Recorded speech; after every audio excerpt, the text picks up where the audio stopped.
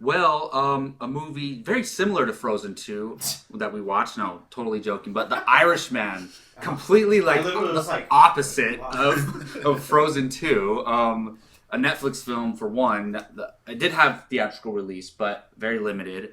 And yeah, the Martin Scorsese film is now on Netflix. You can watch it now, and a few of us have watched it here. I was very much looking forward to this movie. I'm a big Martin Scorsese fan, and I didn't love it, but I did like it. I appreciated it. There was some great performances, some great moments, some great storytelling. It's not a movie that I'm going to go back and watch over and over again, like maybe The Departed or Goodfellas. But I did enjoy it. I thought it was a good movie, but not, I don't know. I saw the word like masterpiece thrown around among some reviews and critics and stuff. I wouldn't go that far, but I would say it's pretty solid. Jake, this is not usually your cup of tea, Scorsese mob movie. But what did you think of it? I don't hate these. Right. I hate these. I liken my experience to watching The Irishman to how I felt about Once Upon a Time in Hollywood. Oh, okay. There was hype around it, right? I appreciate the movie. I think that the storytelling is really good. I think that there are incredible performances. I think that it was way too long, in my opinion. Yeah, it could have been shorter. I think that it probably Netflix. You're watching it could have easily been 45 minutes shorter and a much better movie, in my opinion. So I like it. I think that it's a good movie. It's not a masterpiece. It's not Scorsese's masterpiece. It's not, in my opinion, one of the top 5 films of the year to me. But that's just my opinion. It has nothing to do with me not liking mob movies or whatever, because this is a very different type of mob movie. Very different type of mob movie. The mob is not even the main aspect of this movie. It's a little bit. I mean, a little bit. It is, but it has a broader scope than that. Yeah, I mean, it's not focused on the mob. It's focused on a character that's going through the mob, which is a little bit different to what I've seen in the past. And so, I think Pacino, De Niro, and Pesci are all incredible. Obviously, it's a performance-driven movie, but I don't think that's one of the best movies in the year, in my opinion. Yeah. I will say Al Pacino was amazing in this movie. In my opinion, he gave the best performance in the whole entire film. I thought he was incredible. You guys haven't got a chance to watch it yet, right? No, I have stuff to do in my life. And you know what happens. I will watch it, but yeah, based on true story. I want to know the gist of it. I want to know the thing that I want to know the most is how was the de-aging? The de-aging looked great. I didn't even notice it. The de-aging looked great. I didn't notice For the most part, it looked great in my opinion. There's definitely moments, but I think for the most part it looked pretty good. And if I'm not mistaken, for the most part of the movie, De Niro is de-aged. Yes. And so, especially in the trailer.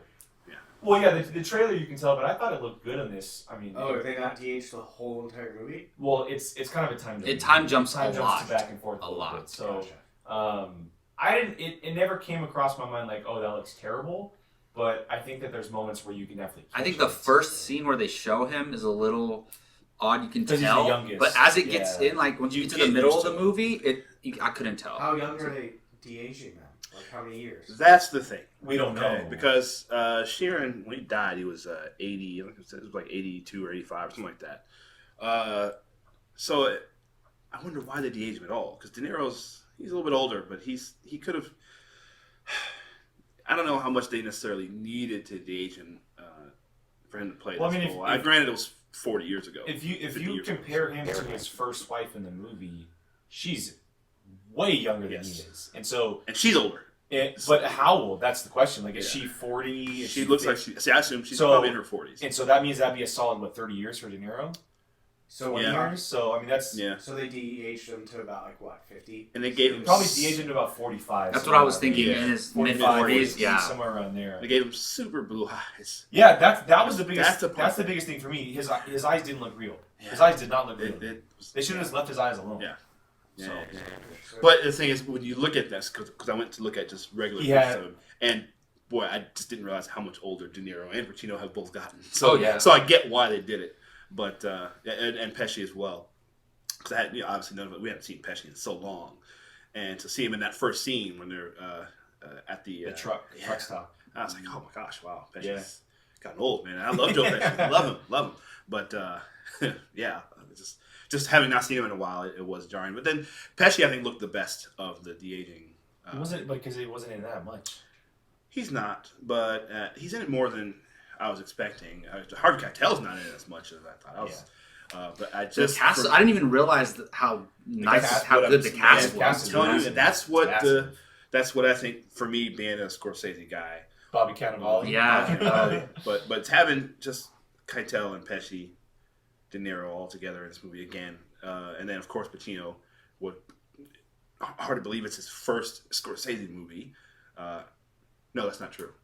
Scent of a Woman, right? Was that? No. Pretty sure. Was that not Scorsese? No. That's Who directed that? Did he not direct it? no. You're the one who would know. I should have known. We'd be asking you. I thought he did. Maybe I'm thinking This is of their something else. first collaboration as You're right. actor director. As actor director, yeah. Yeah. I thought I was That's he crazy. directed I that. didn't even think about that. But yeah, well, whatever. It's hard to believe, but yeah, I kind of agree. I wouldn't say it's not in my top 5 Scorsese films.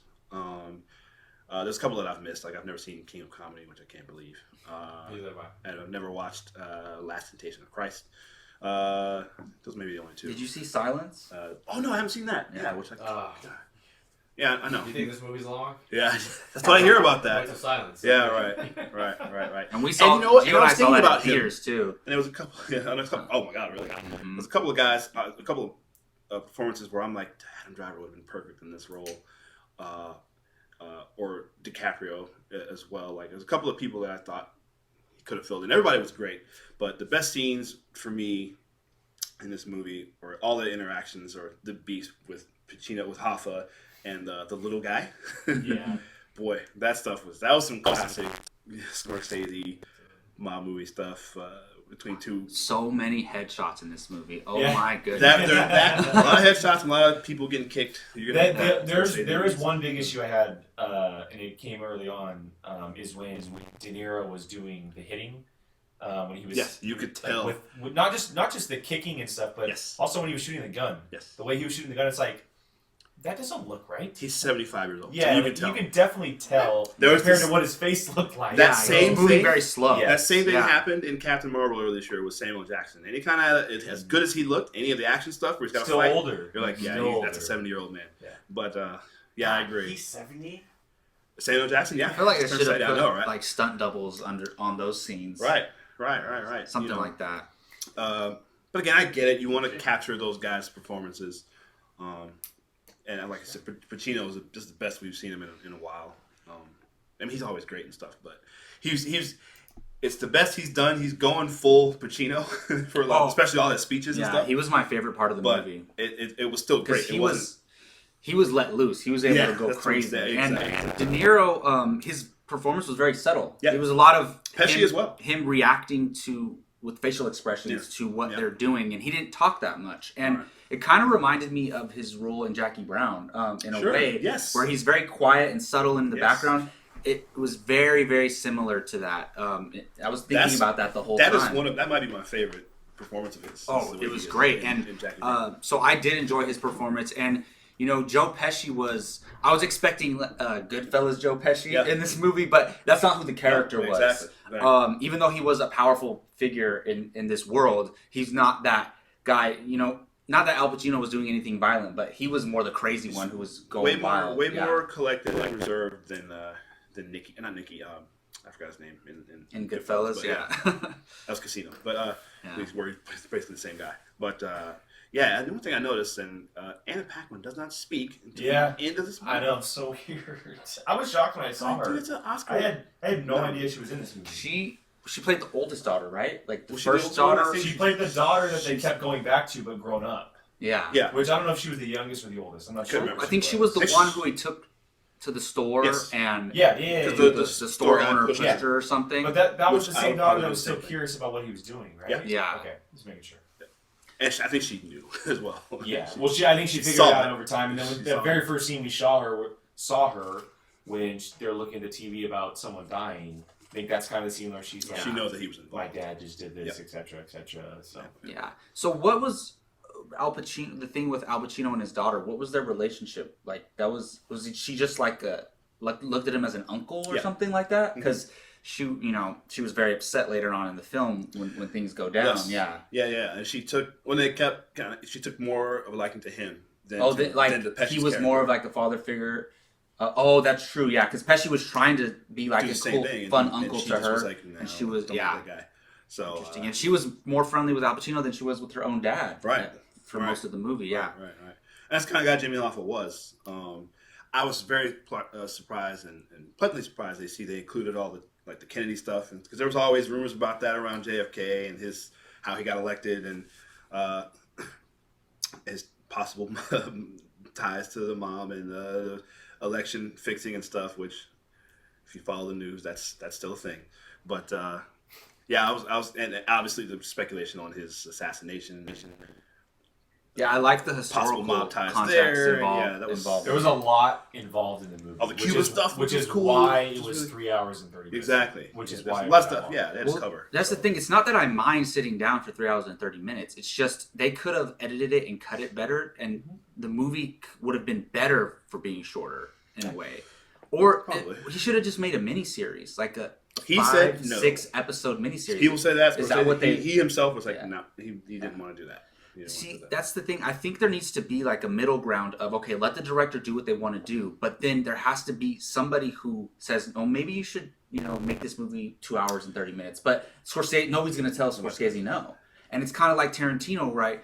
With Once Upon a Time in Hollywood, where that movie could have used some editing, some more editing and cutting, and we know his editor had passed away, and she was the only one who told him no. So I wish, because to me, like, even though Wolf of Wall Street is very long as well, it just seems like very smooth, and it's edited well, and it doesn't feel as long as it is. A lot of Scorsese films, as much as I love them, there are a lot of moments, and this movie kind of has the same issue where there's multiple points where this movie could end right now, and it kind of just keeps going. I felt that way about Wolf of Wall Street, and I'm feeling that way now about The Irishman. I'm watching at certain points where it's like, okay, this really could be the end, and I look, now there's still like 25, 35 minutes left. Just to clarify, I haven't actually finished it. I've got like 32 minings left in the movie, but I'm at a point in the movie now Watch you come back, you're like, it's the greatest Scorsese film ever. Are we doing? It's not spoilers. It's a historical thing. Jimmy Hoffa is dead, and I actually just got to the point where Sheeran has shot him in the head. If that's what happened, that's what Sheeran says he did. So we don't really know, but literally that's where I cut it off before I came here today. But and I'm looking, and there's still 32 minutes left. Like, what are we doing? Where's it go from here? Like, it's really, so I don't know. But I still love it. I'm enjoying it. This is one of those things. It's a once in a lifetime thing. We're not going to get Scorsese and all these guys together. So I enjoy it just for that, and I think it is very well done. The film is a lot of classic Scorsese technical stuff. Things his style is definitely. It's him. It's all over it. So I enjoy music it has a heavy presence in the film. He's the best. He and Tarantino are my two favorite directors, but they're the two best in Hollywood at the way they use music in their movies. They're the best. They're the best of all time. I really enjoy the music as well.